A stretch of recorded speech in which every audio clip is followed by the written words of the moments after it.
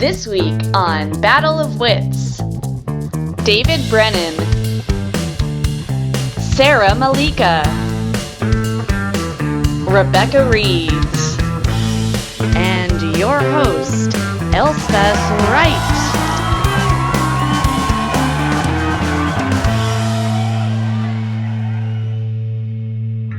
Hello and welcome to Battle of Wits, episode 14. Oh my goodness. What a show we have for you today. We've got people from all over the place with us. Joining us from Toronto, we have Rebbeca Reeds. Hello. Hey. Rebecca. Hello, it's hot. And from Ottawa, we have David Brennan. Hello, David. Hey. Hi, thanks for having me. Oh, thanks for being on. And from here in Montreal, we have Sara Meleika. Hello, Sara. Hello. It's medium cool / hot. Very good. We've got updates from, the three big cities on this part of the country. Okay, so without further ado, let's get started with the warm-up round.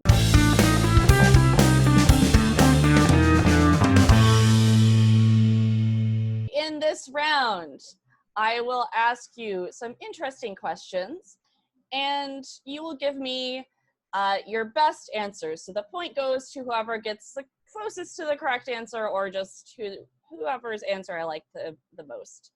And the theme this week is food. So keep that in mind as I ask you these questions. So, question the first.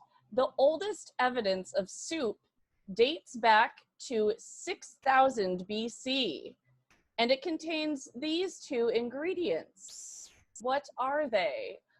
Rebecca, I will ask you first. What are the two interesting ingredients in old soup? Rabbits and rocks. Very good. I have to assume. I mean, yes. Yeah. Good answer. David, what is your guess? Onions and heretics. Very good. Just like Grandma used to make. Sara, what is your guess? I'm going to go with bones and the goop inside bones. Very good.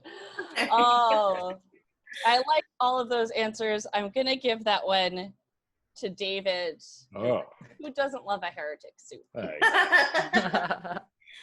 The correct answer is actually sparrow meat and hippopotamus. Ooh. No. Yeah, because they're kind of hard to kill. Yeah, they're like the most deadly animals on the planet, actually. Also, but I'm just picturing, you know how like after like Thanksgiving or whenever your family would cook like a turkey or a chicken, you kind of get to the point where you're making soup. Like, I wonder if that's how hippos, they're just like, we gotta boil the meat off the bones. Like, gotta use sitting the whole there animal with a watermelon in its mouth. Yeah.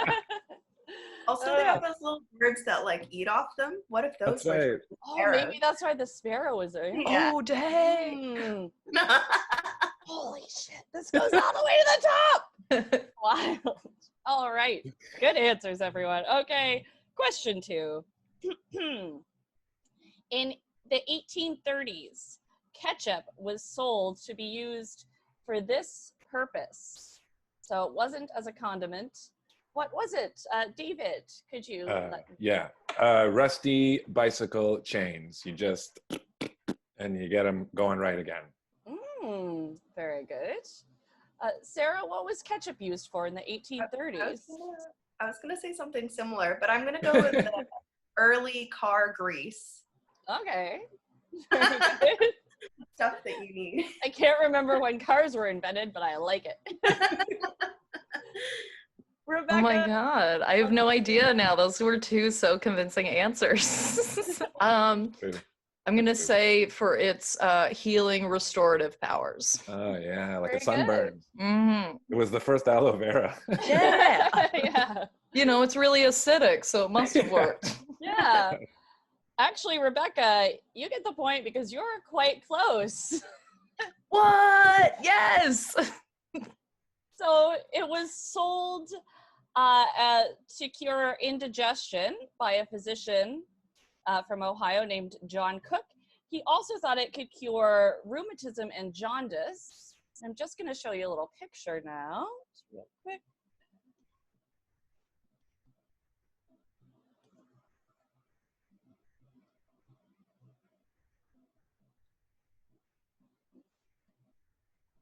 Part of me is worried. You know, when you Google like a health issue that you have and they bring you the worst example. I'm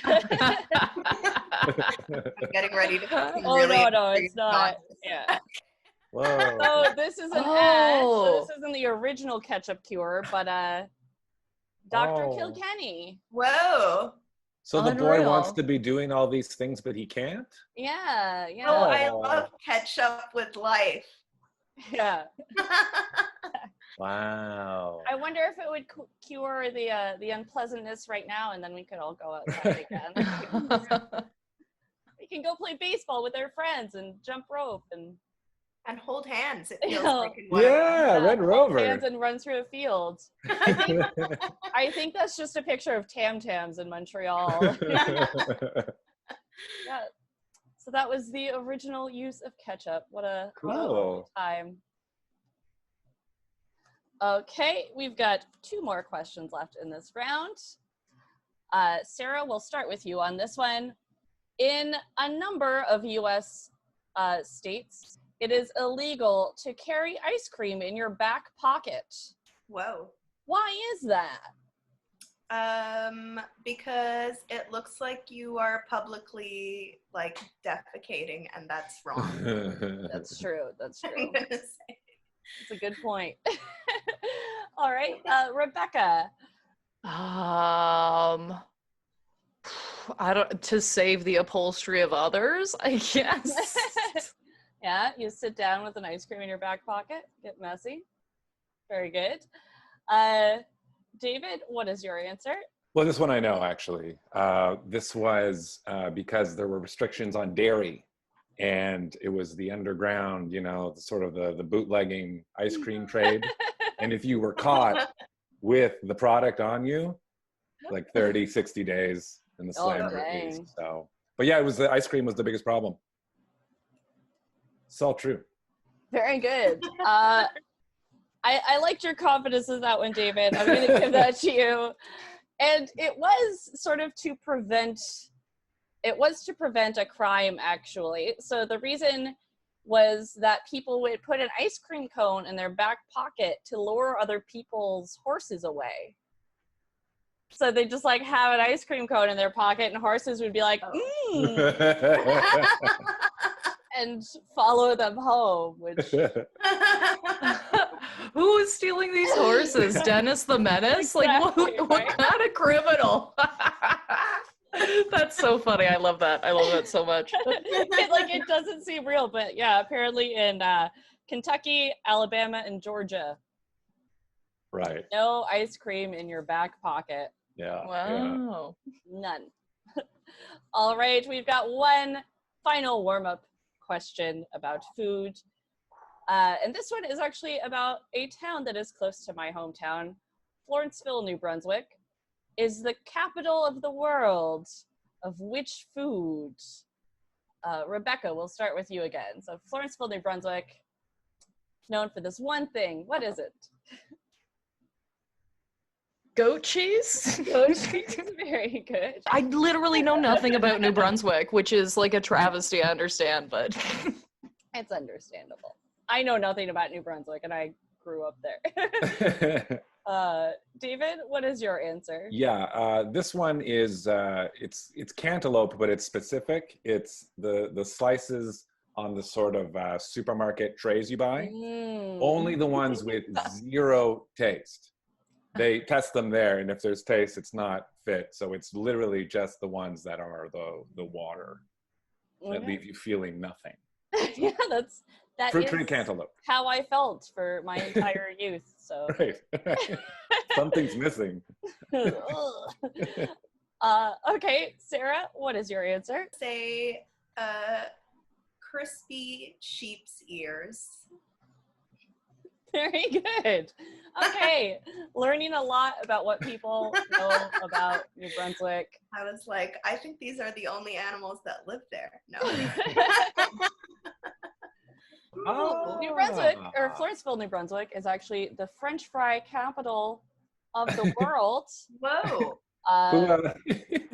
Not France. No. French fry, because McCain's French fry is actually located there. And when I was a kid in school, because potatoes were such a big part of, the heritage of the place, we would get 2 weeks off of school every September for potato break, so that they could hire children to harvest potatoes. Wow. They do not do that anymore for obvious reasons.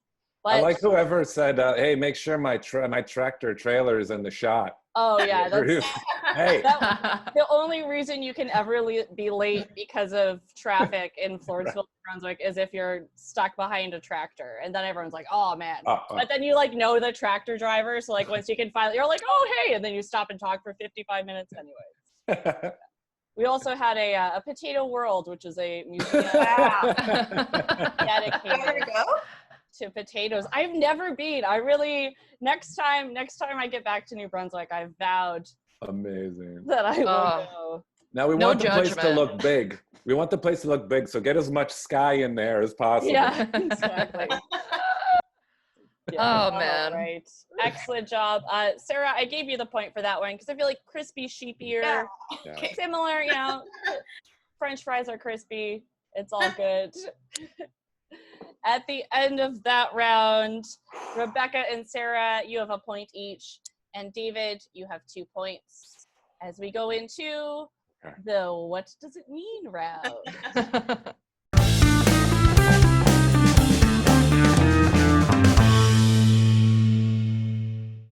In this round, I will tell you some interesting words, and you will tell me what do they mean. So, to begin, we have the word crottle. Crottle. David, since you're in the lead, we'll start with you. What does crottle mean? Yeah, this is, you never want to be around one of these things. This is in a sewing circle when tensions rise to a level where all manners just break down. Like the husband would come home and say, oh my God, I've walked into a crottle. They had one last month. But this is like a throwdown in a sewing circle. You don't want to be around this. No, I've seen a few and it's nasty. Sarah, what is your answer? It's like how hamsters have those little water bottles in their cages? Yes. It's like that for babies in their cradles. I love that. So, you can be like, oh, the baby's hungry. Let's set up the crottle. If those haven't been invented yet, I think you've got $1 million idea right there. That's wonderful. Very good. Rebecca, what is your answer? A crottle is a person that only crab walks. Okay, that's all they do. They crab walk everywhere. That's their thing. Oh, those were all such good answers. Oh man, tough choice. I love Sarah's crab walking at the bottom. That's so good. Opening doors with your feet.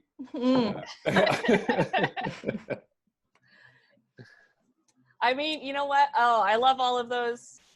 But I love the portmanteau of the cradle bottle. Giving it to Sarah. It was a tough call. Yeah. I also love, who doesn't love a good crab walk? Right? Very good. So it's actually a good way to maintain social distancing. Yeah. It is. Yeah, because people just like, oh my God. Great. I think I'm gonna try that once bars are open and safe to go to, creepy guys just sort of start crab walking. They'll flee. So a crottle is a common lichen found on rocks in Scotland, used to make golden brown or reddish brown dye for staining wool or making tweed. So just, you can use that word a lot now. It'll come up. Our next word is ragtop. Ragtop. Sarah, what's a ragtop? It's a disheveled toupee, like just one that hasn't been brushed or cared for in some time. Very good.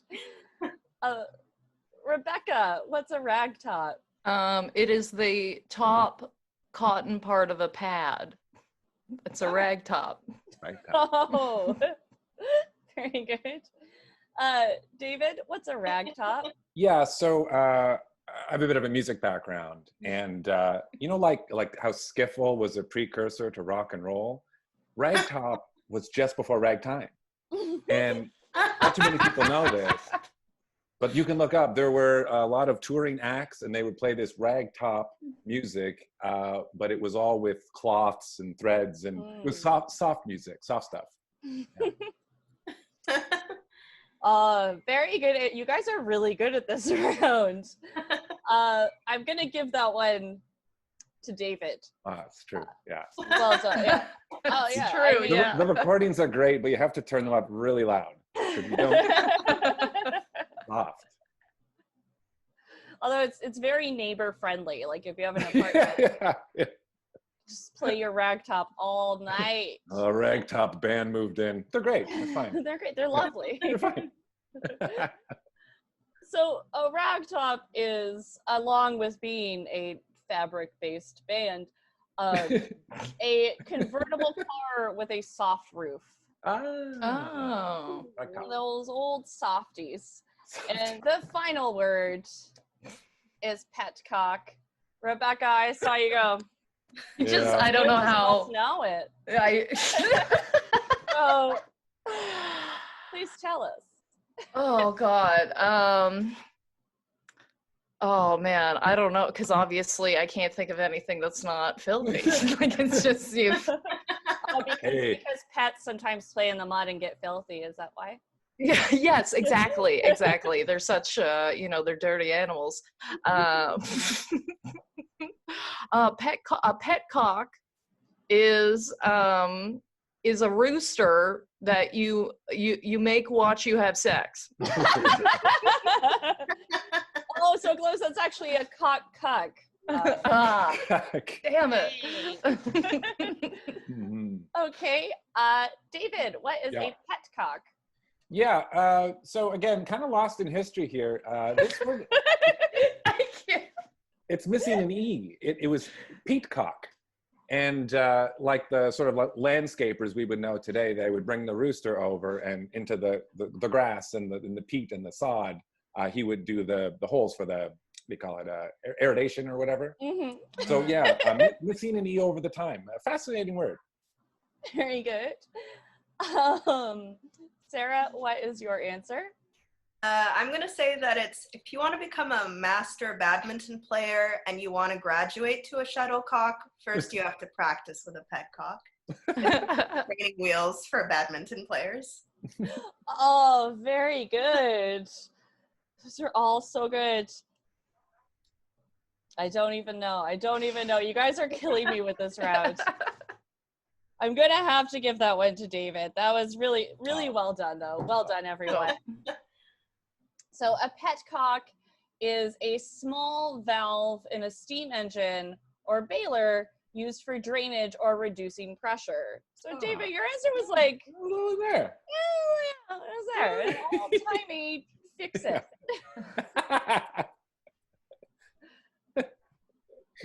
All right, at the end of that round, Rebecca, you have 1 point. David has 4 points. And Sarah, you have 2 points. But anything could happen. We go into round number 3, 2 truths and 1 lie.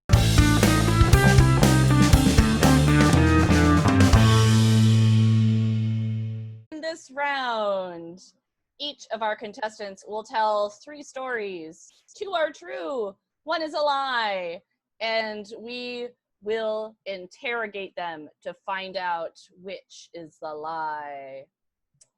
David, Sure. because you are in the lead, You will go first. Can you please Okay. tell us your tales?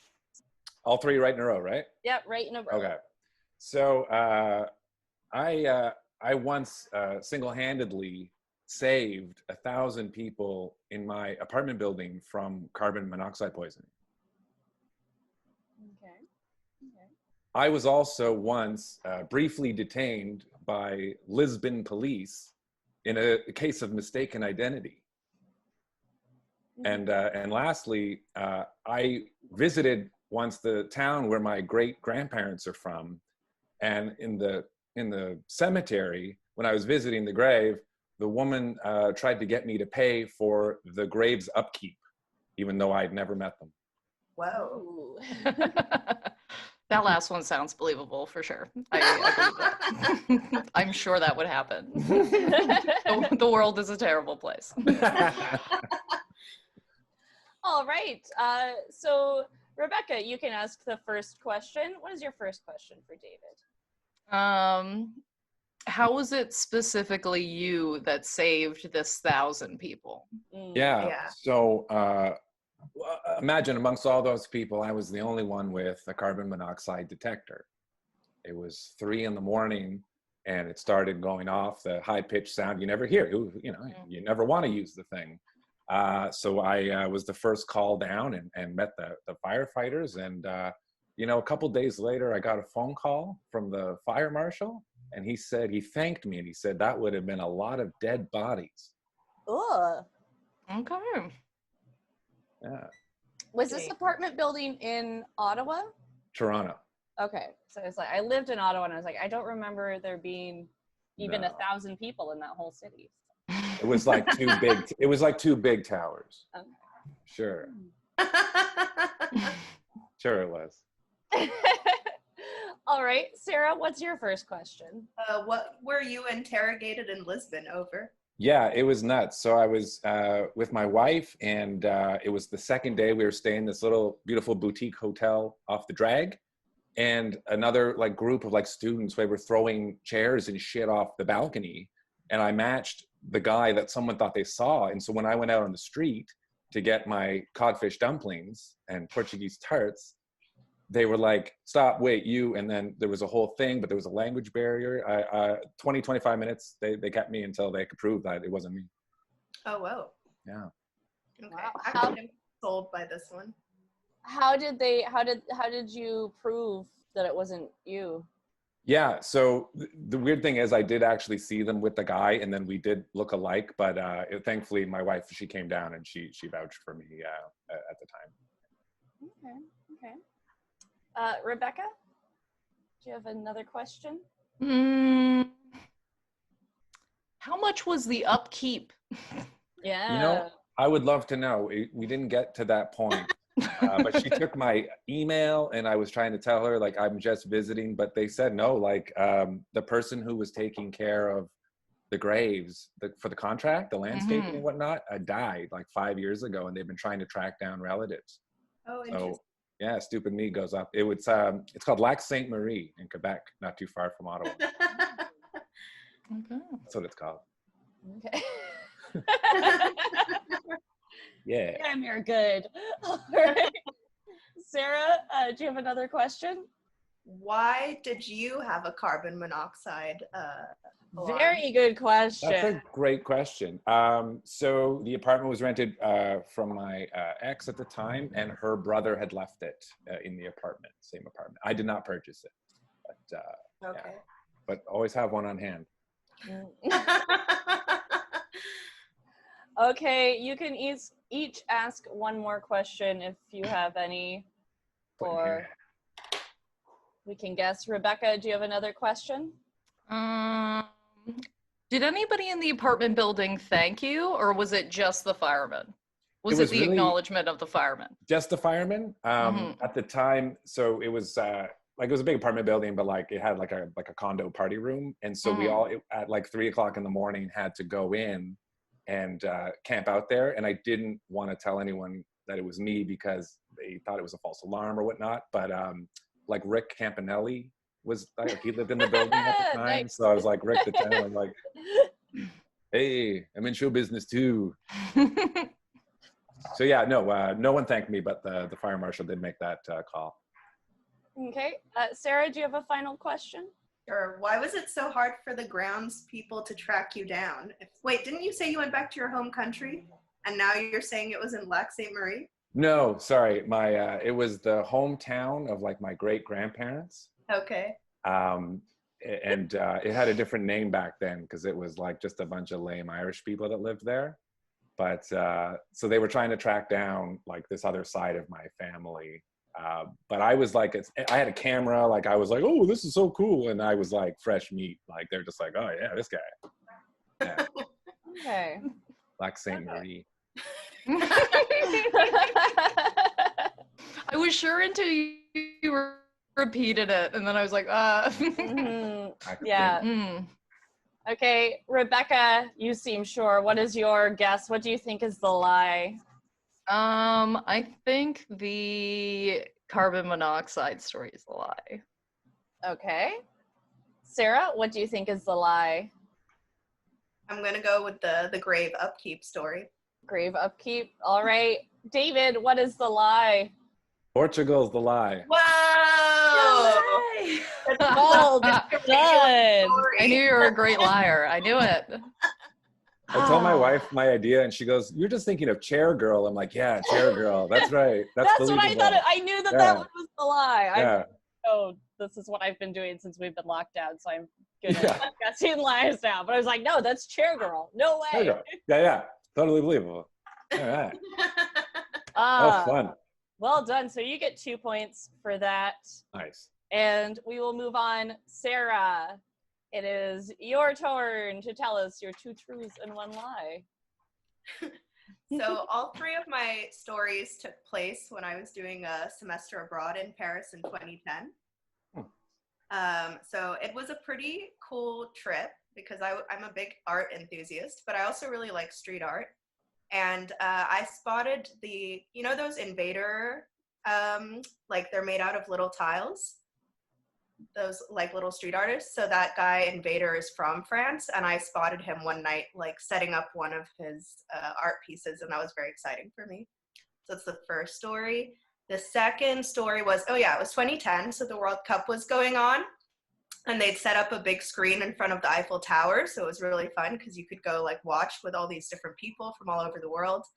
And the very last game, somebody set off a firecracker in the crowd, and so the police reacted just by tear gassing everybody who was watching this game in front of the Eiffel Tower. That does seem on brand. And finally, there is some, in any big city, there's unwanted street harassment. And so I learned that the ultimate way to deal with this was to speak gibberish to people and say I was from Azerbaijan, and that was how I would fend people off. And that's it. I want that. I need that last one to be true. I love that. Okay, David, what is your first question? Yeah, so how close were you to these fireworks, huh? It was, I'm going to say that there were like at least 4 or 5 families ahead of me, but it was like a firecracker. It wasn't like a full firework. It was just one. Yeah. Measuring in families today, are we? Okay. Fair enough. Thank you. Okay, what's a standard family measurement? Like 2.5 kids, golden retriever, or no? Yeah, let's say 2 to 3 children, 1 to 2 guardians. Rebecca, what is your first question? Did you experience the tear gas? Did you get tear gassed? And if so, what did you do after that? I did, but it wasn't like, I was still further away, so it wasn't too bad for me.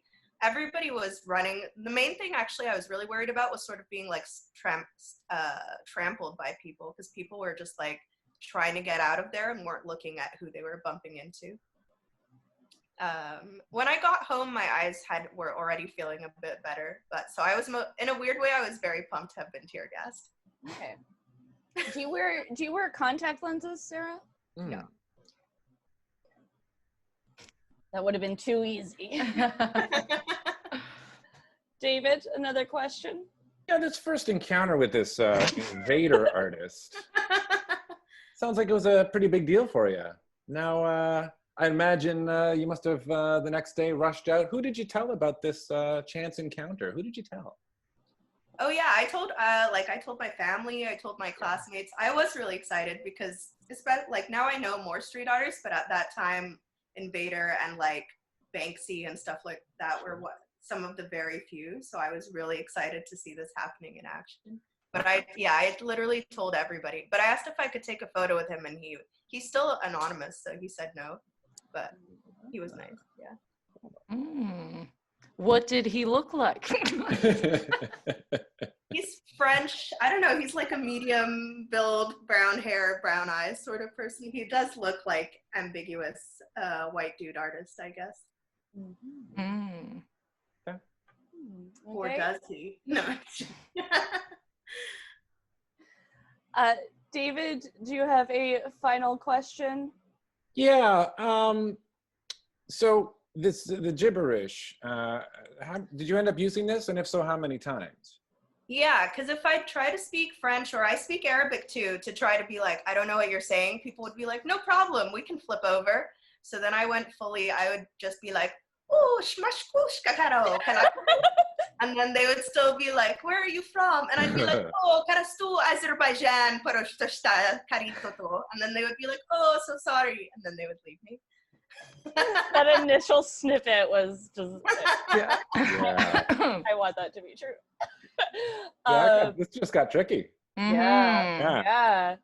Rebecca, do you have a final question? What's the longest a guy stuck around for that?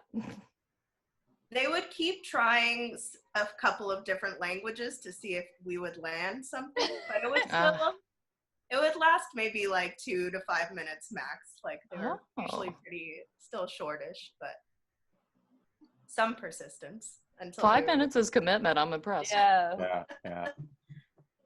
All right, David, what do you think is the lie? Compelling stuff all around. A lot of vivid details in the stuff. I think you lost me on 4 to 5 families away. I'm calling bullshit on the firework. Okay. Rebecca, what is your guess? I'm gonna go graffiti artist just to be different. You know what I mean? That's where I'm at.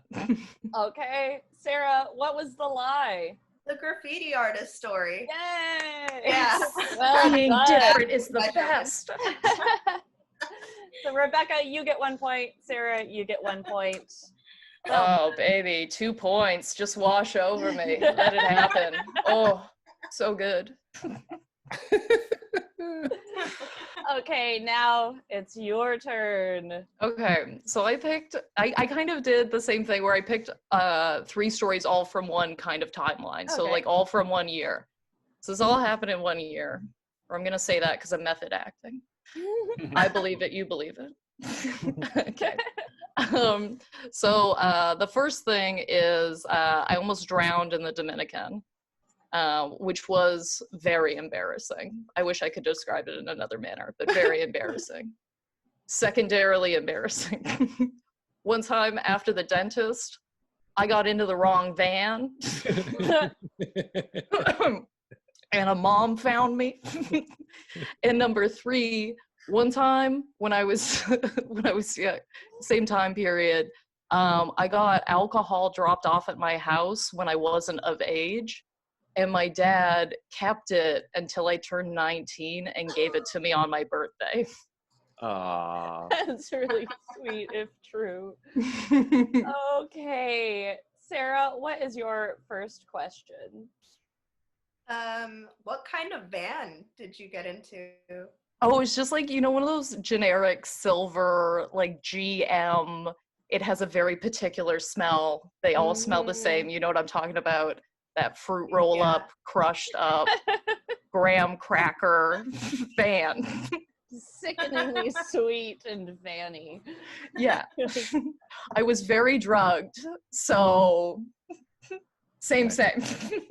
Okay. David, what's your first question? Yeah, this alcohol drop off. Something about it rubbing me the wrong way. you know, this is no big deal now in our COVID and quarantine. You know, this is regular. But I'm assuming this is like kind of a dial-a-bottle thing. How did you? What was the payment arrangement? Okay, so it was actually one of my buddies that was like a year and a half older than me. Like, it wasn't like a huge, like, I think it was like 17, 18, like right in around that period. And it was May 2 for a weekend. I called him from my job at Zellers and was like, can you drop off a bottle of alcohol for me? My brother's home, he'll take it from you, okay? I called my brother, said, I'm getting alcohol dropped off, don't leave the house. And my brother took this as, well, I'm just leaving the house right now then. He left. My dad intercepts this alcohol and gives this gentleman quite a hard time. Well, how old is Rebecca? Do you know how old Rebecca is? Oh, that was a fun phone call. Ooh. Okay. Sarah, do you have another question? Yeah, what was embarrassing about your almost drowning in the Dominican? Oh my God. Okay, I don't know. I know it sounds so strange to call it embarrassing, but it's just because I thought I was such a hero. You know what I mean? Like, I was young and it was like a red flag day at the ocean. Like, you're not supposed to go in the water. And I'm watching all these, and I'm like, I used to be a strong swimmer. So I was watching all these guys swim and how they just dive under the wave. And I'm like, oh, bitch, I could do that, right? So I get out there and I'm doing it. I'm so excited, right? I'm really far from the shore. I'm pumped. I turn around and I'm like amping it up. You know what I mean? Like, check me out, ladies. What's up? You know what I mean? So I'm like waving and going crazy, and everybody like is like turn around. Like, they're all telling me to turn around. And I turn around and there's like this 10-foot wave right where I'm at, and it takes me under. And I swear to God, like, everybody says your life flashes before your eyes. I do not believe that to be true. Okay, all that happened in my head was, fuck, breathe. You need to breathe. Anyway, I get up and like, luckily it releases me like right, like I'm like, oh my God, I'm fucking dying. I'm still not close to shore, but I see like 7 men swimming towards me. And I am not in, like, I'm not in good shape, but I'm too embarrassed to have my life saved. Like, I cannot accept the help as a Canadian. I cannot take this life-saving help right now. And luckily, a second wave hit my ass, and it was close enough to shore that it just skidded me up. And I swear to God, this is absolutely true. A man washed up on shore 5 minutes later, dead. What? Yes. Was he like freshly dead? Yes, he was from the resort. Oh, like, he was from like the next resort. Oh my God. Yeah. Okay. It was his last resort. I apologize. Oh, it's so good. Oh my God. Yeah. How could you not? Okay. I had a vague story. It's still pretty shady. Yeah. What's that? Yeah, Sarah. Oh, Elspeth I think you were going to ask about the van. No, I had one, but I forgot it because now I'm just. You know, at first I thought the drowning story, you know, there was a lot of nice background detail, but did you get carried away with it? Let's see. Oh, it all very comes crashing down. Challenging stuff. Okay, Sarah, what's your question? Wait, the van story, we still have no context. What were you doing prior? Okay. So I had to get my wisdom teeth out because they were going to grow in and like bash all my other teeth in front of, you know what I mean? Like, just crash them in. So I got my wisdom teeth out and I was like, okay, dope. I'm in high school. I'm going to be high for a week and eat ice cream. This is amazing. I get out from the fucking dentist and my grandmother has to go and pick up groceries. Okay. We're going to go to the grocery store. I'm dying of thirst. I was like, I need a Gatorade. I need something, whatever. She's like, okay. We go in and it's very clear that I'm not going to be able to comfortably walk through these aisles. Okay. Cause I'm fucked up. Anyway, so she's like, I'm just going to run through the express aisle. I'm going to get you this Gatorade and I'm just going to send you outside. I'm going to unlock the van from here, hop in, get in, whatever. I go out and I get into this woman's van, I guess. I do not know why her van, to this day, I do not know why this woman's van was unlocked. Okay, I have to assume all vans are locked at all times, whatever. I get in this woman's van and I am mid-chug, okay? Like I am deep into this Gatorade, okay? And this woman opens the door and I can barely get a sentence together. I've got like Gatorade like gushing. I'm like, oh, I'm sorry. And she's just like, what the fuck? She's swearing at me. I'm like, I'm so sorry. And I just immediately get out and I just run into the grocery store because fuck, I'm not gonna try and find another van right now. Oh, very good. You're a tricky one. Okay, any final questions before we guess? No. Okay. Sarah, what's your guess? I'm going to guess the Dominican story. I'm going to guess that it happened to somebody else. Okay. David, what's your guess? Yeah, again, just the more you spoke, the more troubling it all got. Like, secondary details, you had me, but there are these, like, tertiary details. I'm going to say the lie is the alcohol drop-off. Oh my God, I can't believe I smoked both your asses. Yes. No, the van story happened to a friend of mine. Nice. 2 points for Rebecca. I thought it was the alcohol one as well, because that was the most sort of calm story. No, my dad's such a G. He literally hid it for 1.5 years and never spoke to me about it.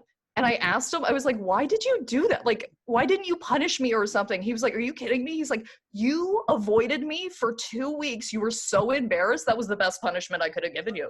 He was like, you were terrified. You walked around here terrified. That's so funny. Your dad sounds incredible.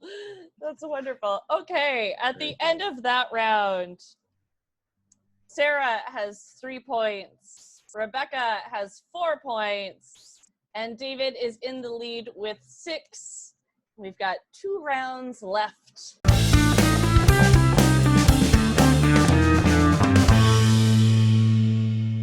What the fuck are those? Now it is time for the how much round. In this round, I will show you interesting things I have found for sale on the internet. I will read the description as written on the website I found them on, and you will tell me how much you think they cost. Okay. So, first up, we have these super cool things that I found on Wish. So, their title is 2017 New Jumping Jump Shoes, 2-in-1 roller skates, skate bounce shoes, kid, teenager, adult outdoor sports fitness shoes. So that's what they're called. Rolls off the tongue. Yeah. And the description is much less descriptive. There are 3 sizes, yellow and pink. So I will show you the pink ones as well, just a second. These are the pink ones. They got little polka dots. Super cute. They're on another level, the pink ones. Yeah. Yeah, the pink ones. And I think, so you notice that the yellow ones have wheels. Pretty sure the wheels are detachable. So, you know, you want to skate and bounce, or if you just want to bounce, you know, wear these to the club, bounce around. Okay. Rebecca, how much do you think that these wonderful jumping jump shoes are? It's hard because you said Wish. Yeah. So that could really mean a variety of things. I am going to guess $40. $40? Okay. A good guess. David, how much for the jumping jump shoes? I don't like that they spent just as much time like saying the sizes as in like why you would want these. I'm not comfortable with the blurb, but $200. $200, okay. And Sarah, how much for the jumping jump shoes? Initially, I was going to be like $2,000. That's what they're worth. Right? I'm going to say $127. 127. Oh no. Just a second. I gotta do some math because Ooh. actually, no, I do not. Sorry, it's been a long day. So they are actually $179. Ooh. So David gets the point. Well done. Boing, boing, boing. Wow. David, your prize for getting the point in the last question. Yes. So you get to go first in telling me how much you think this guy is. But first, I'll tell you a little bit about him. Please. I found him on Etsy. Yeah. We're deeply in love now. He is a taxidermy rat punk. Yeah. As I said, he is from Etsy. And the description is beautiful. Rat punk with his beer bottle. Very good job. It measures 22 centimeters. Okay. I had a price in mind, but then I have to factor in his beautiful little chain. So that's gonna pump it up. Okay, this fella here, $80. $80. Okay. With the Sarah, how much do you think the rat punk is? I mean, he's got a lot of. So I weirdly stayed at these people's house, and they had a lot of taxidermy, and they kept telling me about taxidermy. And his paws are pretty good, actually. So I'm gonna say $300. $300. Oh. Wow. Very good. And Rebecca, what is your guess? I'm gonna say 150 and a letter signed saying you'll never hurt a hair on his head. I think that's what it is. Very good, and also very close again. But once again, the point goes to David if my mental math is correct. It is $112.25. Wow. Close. Worth every penny. Also, Sarah, I just need to say I appreciate that you overvalued the taxidermy. People never do. They just never do. I love taxidermy. It started out as a joke when I started this show, but it's gotten real. Okay, our final item in the how much round is this beautiful Tux with Tails featherwear flight suit. It is by Featherwear by Avian Fashions. So it's found for your bird. Okay, I changed my mind about it totally. Avian Fashions. What did you think it was, Sarah? I thought it was like a strange onesie kitchen apron. Yeah. Oh, I kind of thought that too. Yeah. Yeah. No. I thought it was like a stage 3 tuxedo. Like you wear it out your first night, you go out after COVID. Yeah. Well, they're getting married. Yeah, they're Look getting at married. The Now description I'm 100% says, for this. the description says, our Tux with Tails flight suit is perfect for any special occasion. They're not wrong. Yeah, exactly. Weddings, New Year's, graduation. It features a black bow tie, red rose boutonniere, and of course, detachable tuxedo tails. Unfortunately, though, the leash is sold separately. Okay, that's good to know. Yeah, for valuing the product, absolutely. Yeah. If you want to be the cock of the walk, you have to get a different leash. Sarah, what is your guess for this elegant tuxedo? I'm gonna guess $55. $55. Very good. Rebecca, what is your guess? $15.99. $99. All right. And David, are you gonna get a hat trick on this round? What's your guess? Yes, well, I do like these birds, and I'd like to take them home. So, $800 for me. That was horrible. You are disqualified. The birds aren't included, also. Oh, okay, good to know. Okay, so $800 is your guess? Yeah. All right, the point goes to Rebecca. Yeah. Yes. Yeah. This beautiful tuxedo is honestly underpriced. Yeah. At $26.99. Wow. $26.99. You can just, dress up your tuxedo real nice, or your bird. Well, is it adjustable to the bird, or? It came in different sizes. Okay. So yeah, for birds this size, that is the price. But there were like multiple sizes. Because Like, we saw a variety of birds there. yeah, exactly. They have one for an emu if you want. Yeah. At the end of that round, David is in the lead with 8 points. Rebecca is close with 5. And Sara, you've got 3 points. You're hanging in there. You're all doing well. As we go on to the lightning round. Oh.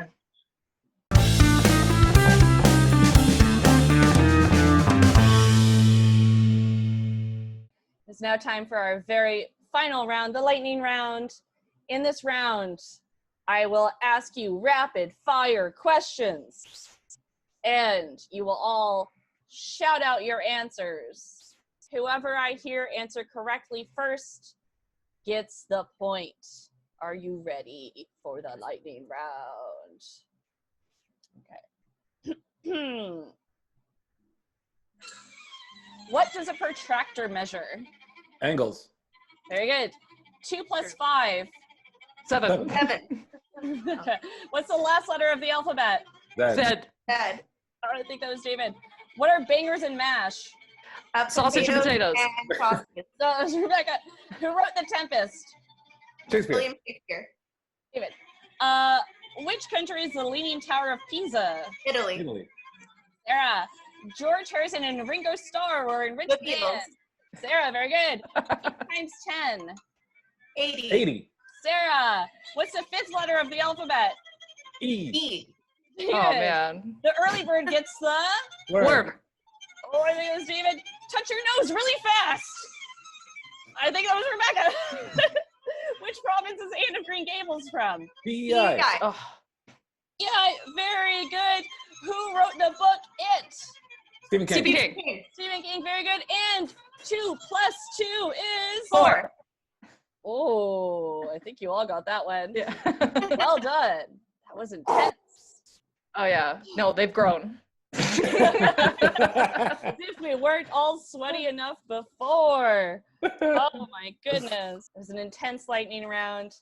An intense game. Lots of ups, lots of downs, lots of birds. Yeah. But we have our final score. A well-fought game. Rebecca, you've got 8 points. You came in from behind. I thought you'd had it for a second there. Well done. It was the heat. Yeah, Yeah, it was the heat. It's just bringing me down. What can I do? Second place, you were steady and fantastic the whole time. Sara, you got 9 points. And David Brennan, you were unstoppable with 15 points. Well done, sir. Well done. Thank you all. Thank you for a great game. Thank you all for playing, and thank you everyone at home for watching. We have one more episode, and then I'm going to take a break because it's too hot in my apartment to keep filming. So like, subscribe, and share, and tune in next week for our final episode before I take a couple weeks off to just stop looking at taxidermy every night. Thank you so much, guys. You were fantastic. Thank you. Thank you. So much fun.